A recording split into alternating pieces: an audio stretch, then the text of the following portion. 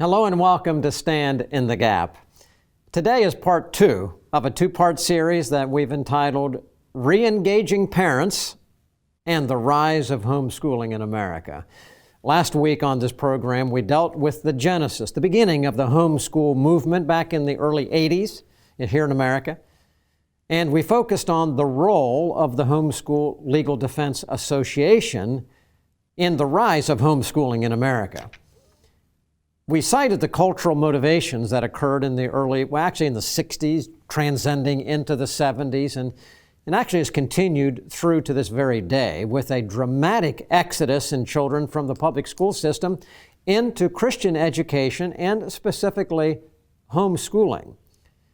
Isaac and I will again today engage this discussion with Mr. Scott Woodruff, Homeschool Legal Defense Association's Director of Legal and Legislative Advocacy, who is also a member of the Bar of the Supreme Court of the United States and a frequent speaker at homeschool conferences and on radio programs all across the country.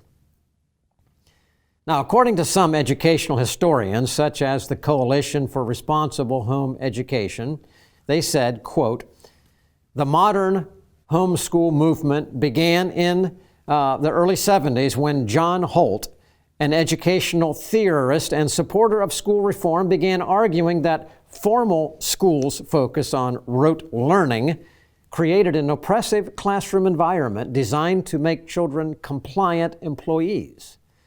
Holt called for parents to liberate their children from formal education and instead follow a method known by some as unschooling.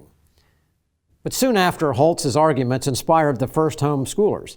Holt's friend, educational proponent Ray Moore, added his voice, arguing that early schooling was actually detrimental to children and that children should be schooled at home until age 8 or 9 in order to give them a firm educational, psychological, and moral foundation, end quote. Now, what I just gave there was from that article. But while this analysis may give the underpinning historically to homeschooling as a movement in the United States, homeschooling as an acceptable method is actually the first form of recorded education in human civilization.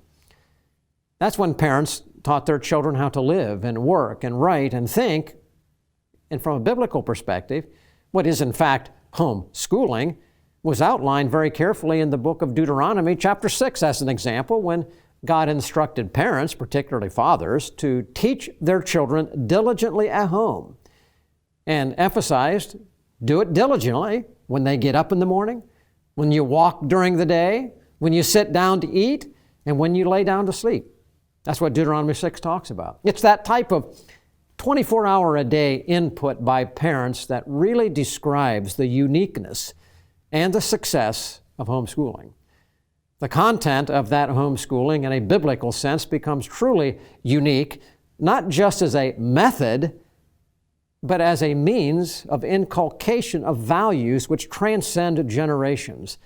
Moses told Israel in Deuteronomy chapter 6 to teach your children to love the Lord thy God with all thine heart and with all thy soul and with all thy might, and bind that truth upon their hands and frontlets before their eyes, and instruction fastened to the supports of your homes and upon the gates of your properties, so that the historically biblical model actually, you see, precedes what began as a movement in the United States in the 70s. And what a powerful movement it is. And with that, let me welcome back to the program again Scott Woodruff. Scott, thanks for being back with me today. Let's just do this. You've been a chief litigator, as you said in the last program, coming to the defense of parents who are actually jailed. The first homeschool parents back in the 70s and 80s actually were afraid that the sheriff would come and arrest them, and so they almost had to run out the back door. It's a shame. Amazing. But why is it? Explain this. Sometimes there are those who have used and said that homeschooling in education is like the canary in the coal mine. Why is homeschooling and what happens in this area critical for all parents, regardless of what they choose to do with their children and how they choose to educate them? Sam, homeschooling is a very powerful statement that parents truly have an alternative. Many parents think there is no alternative to putting their kids in the public school. They feel trapped, they feel hopeless, they feel like there is no other way out. But we send a powerful message that yes, there is a way out. Yes, you can homeschool your kids. Let me give you an example, Sam. I was helping a woman in a very rural part of Appalachia, and this is the story she gave me. She said that she had attended public school and she had become pregnant twice out of wedlock before she graduated. She said she wanted to homeschool her kids to give them a better life than she herself had. And I think that's the heart cry of just about every parent who homeschools. They want to give their kids a better life than they themselves had, and they're pretty sure their kids are not going to have that life if they spend 12 years in a government school. And with that, Scott, great setup, and that's why the defense of parents' rights, as you said, it's like the canary. The first response of an opposing governmental educational system is against the parent who says, I think I can do it myself, the biblical model, and that is why the movement of homeschool, Scott, and thank you for you and their predecessors in HSLDA for all that has been done, because it's benefited every parent in this nation, regardless of how they have chosen to educate their children. We'll be back, ladies and gentlemen, continue our discussion with Scott Woodruff in just a moment. Truth, flexible or permanent? The Bible, ancient history, or powerfully relevant? Culture, a reflection of enlightenment or warning signs? The pastor, commentator, or frontline combatant? Every day, American Pastors Network speaks to these questions where and when they matter. With hundreds of affiliate radio stations nationwide, a website and mobile app screening today's headlines through the twin lenses of the Bible and the Constitution. Educating, informing, equipping. This is the American Pastors Network. The time is now to stand in the gap for truth.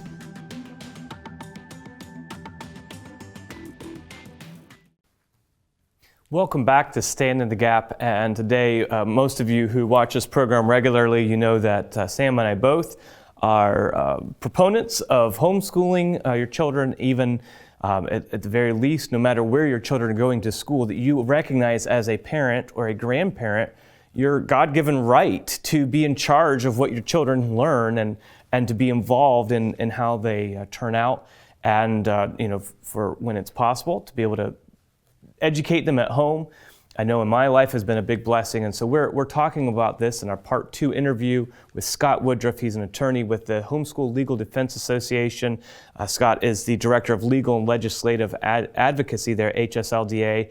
And Scott, I would say so much of what you and Sam have already talked about, well, what we talked about in our last program and already in this program, I just see those things happening in my own life. I've seen it with my own eyes. I know my dad was a pastor, but our church had a large Christian school. My dad was part of a national conference of Christian schools, and they worked so closely with the HSLDA. He would say, Mike Ferris, the founder, if he came over to their group and said, this is something that needs to be done, they said, we need to do it, because that whole canary in the coal mine thing, it was churches, not just Christian schools, but churches and all of our religious liberties, they realized were tied to parental liberties to educate their children, like the Pilgrims who left England to go to Holland, and then there was too much liberalism there, too much worldly influence, so they came to America.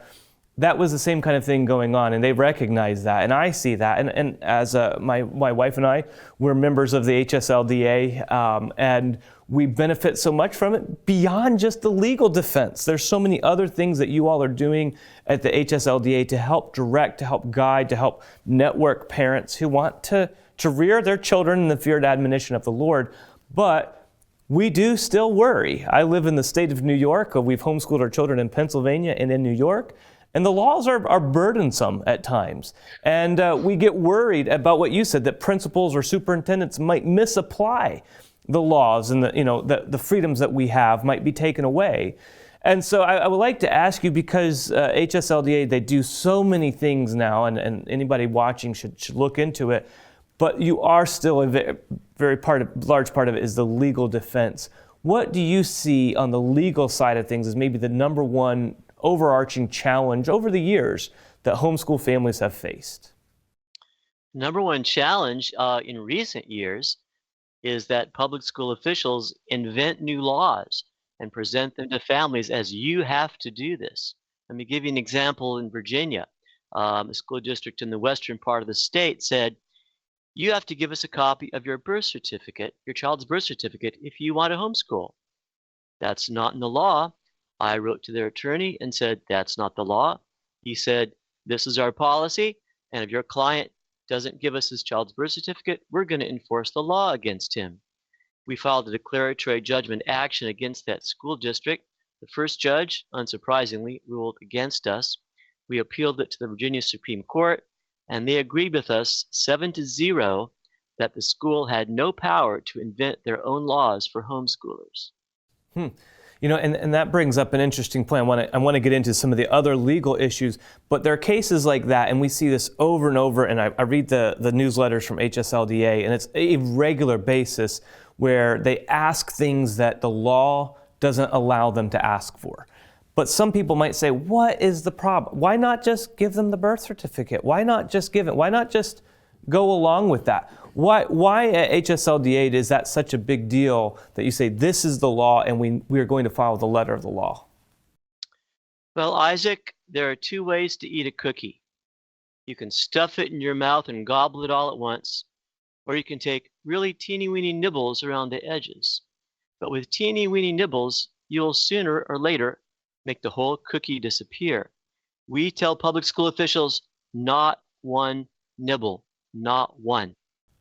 That's great. That's great. Well, now, we were talking in our last program with you as we looked at this big change that's happened in the last 3 years since 2020, since the disaster that happened during the COVID lockdowns in the public school the public school systems. There's been a huge influx of new people, fresh blood, so to speak. Now people, instead of looking at me like, what, you homeschool your children, they're saying, oh, thumbs up, yeah, that's a great idea. We did that, we're doing that. Somebody I know is doing that, and it's just amazing. What are some of the new legal issues coming up, maybe as a result of things going on in the last 3 years that we wouldn't have even had to deal with, in the early days of homeschooling? All right, here's one. Most of the homeschool statutes around the country were written when homeschoolers were a tiny minority. And the states that required people to file things maybe only had a couple hundred stacks of papers they had to shuffle. Now there are thousands and thousands, and states are realizing, hey, it's a lot of work shuffling all this paper. So several states have tried to force homeschoolers to file their paperwork through some kind of online system, even though that's not part of the law. We've told them, no, families don't need to file paperwork through your system. They can file it by paper. Also, your system insists that they provide information that the law does not require them to give.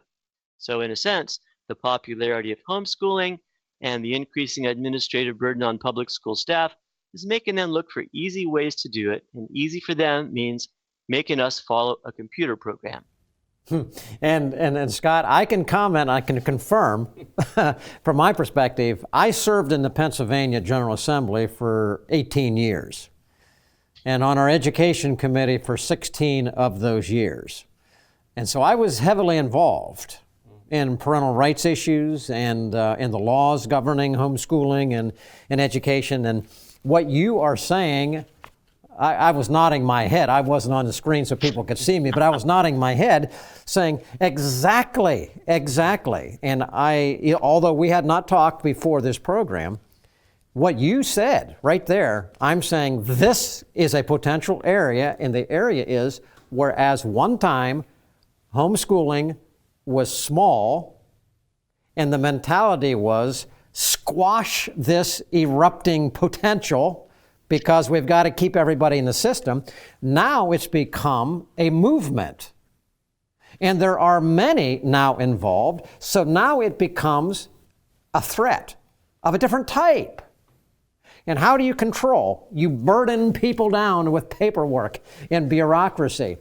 Speak to this one question that Isaac just mentioned to you, ask you, because I want you to expand on it just a bit before I get into having you answer some of the common fears that parents may have considering homeschooling. And that is this. There are many people who say, well, you know, if government tells me to do something, I need to do it. Okay, now, on one hand, we know biblically that is correct. But on the other hand, you just clearly said, but if they require us to do something that's not the law, and you have a government assistant making up laws, speak to why it's important for parents and homeschool parents to do the law, but not give up parental rights and give things according someone states the law, that's not the law. That's an important part, I think, what you just talked. Expand upon that just a bit. Yeah, Sam, super important question. I address this all the time. Christians, sincere people of good faith, have a hard time embracing the concept that sometimes you have to tell that official no. And here's how I explain it. Romans 13, chapter about government authorities. There is a crucial part of that chapter where it says, give to everyone his due, tribute to whom tribute, honor to whom honor, duty to whom duty. It doesn't say give every official everything he wants. It says give them what is due. And in our system of government, what is due is determined by the laws. And so when an official asks one of our members to do something the law doesn't require, then they're asking for something that is not their due. And in my view, a Christian can in good conscience, in fact, respecting the divine order God has put in the world, which includes a proper role for officials, they can in good conscience say, no, thank you. And we can back them up and give them the legal defense they need if that official comes after them. Scott, a tremendous and brief answer, but very, very powerful. And I wish we could spend an entire program, and maybe we'll get you back on to frankly expand upon that because it is so very, very important. But let me just shift for standpoint of the program here. We have people who are watching. Some are parents who have children. Some are homeschooling. Some have them in public schools. Some have them in Christian schools. We have a lot of grandparents who are watching, and they have grandchildren. All right, so you're speaking to this audience. But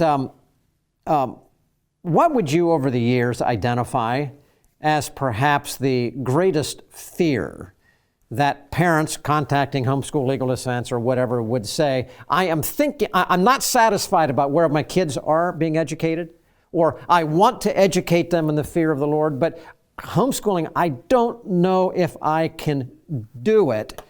Identify perhaps what you've seen to be the greatest fear, and then give a response to that.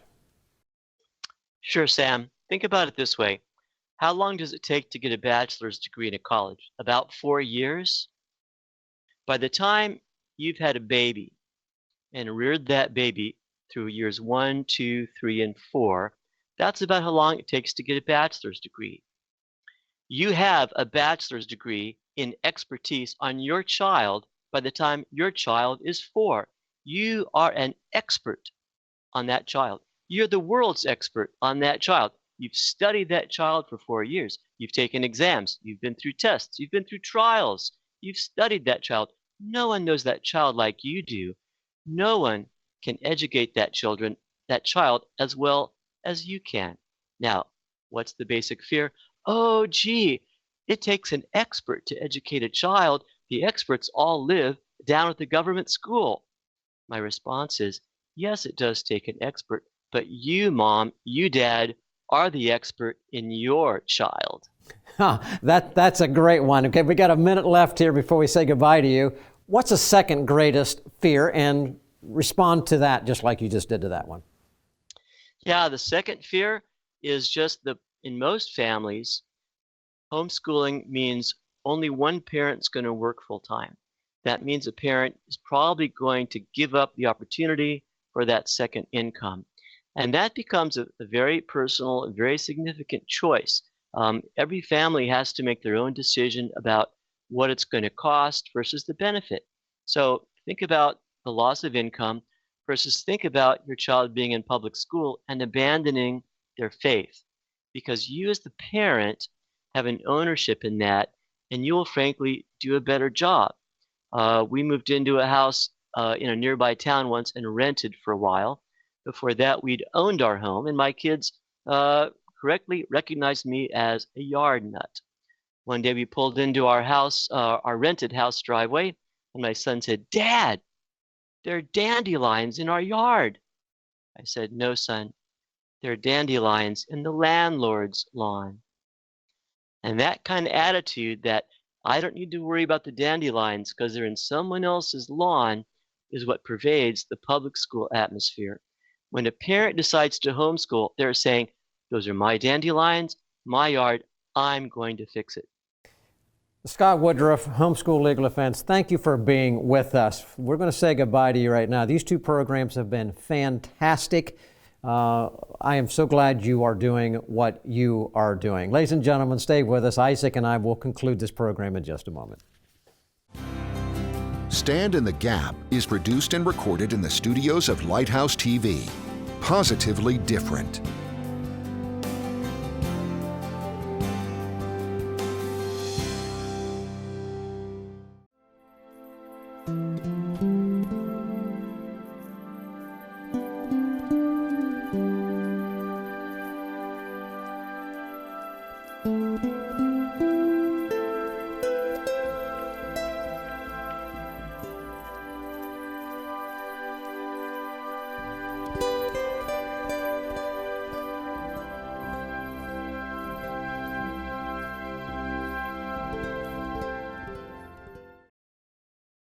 Sam, as we were just talking about some of the fears that potential homeschool parents have, it's hitting me. I'm like, yeah, those are things I worried about.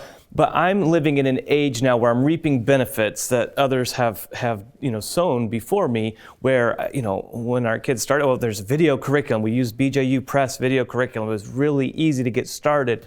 My wife and I are able to work mostly from home, and that's a normal thing, especially now in the last 3 years. But you were asking us, the decisions we went through in homeschooling, but you and Ruth Ann, you had a lot more difficult decisions at a time in the 1980s when it wasn't so normalized. What were some of the things that you guys had to decide and some of the things that pushed you into homeschooling? Well, actually, Isaac, we were back in that pioneering, as we talked about in the last program. It was in the middle 80s when we began to homeschool our children. We had 5 then, and then or 4, I think, and then a couple more came after that. But our oldest son, who we homeschooled, began when he was in 6th grade. He's now 43. So that's where we've been in this process. But I will tell you, the primary reason was that we were finding that he was coming home when we sat down at the supper table. We were finding attitudes that were coming through, attitudes to his brothers and sisters, not loving attitudes and selfish attitudes. And we would say, "Where are you getting those?" And there were individuals, and we said, "You know what? We said we can't continue to spend the amount of time undoing what is being learned." In fact, what he was learning was at a Christian school. It wasn't even a public school, but they were attitudes. And we were convinced, as Scott just said, the responsibility of educating our children, we believed God gave us. And we would answer to God for the values that were inculcated into our children. And it was really for that, the shaping of the attitudes of the heart and the mind, as well as academics. But we said, if we're going to really believe that God will hold us accountable, then we need to take responsibility for it. And that was it. And Isaac, we made the right choice. And ladies and gentlemen, that was our choice. But in every case, parents, you're watching, you need to choose very carefully. Don't just put your kids in a public school because it's the easiest thing to do.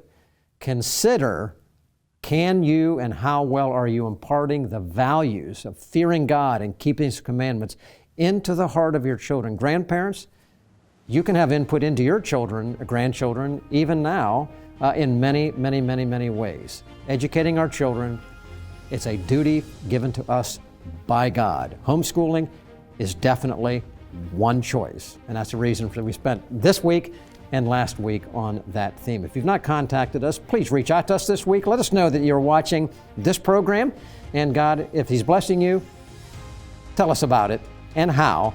Partner with us in prayer, please, always, and financially if God so leads.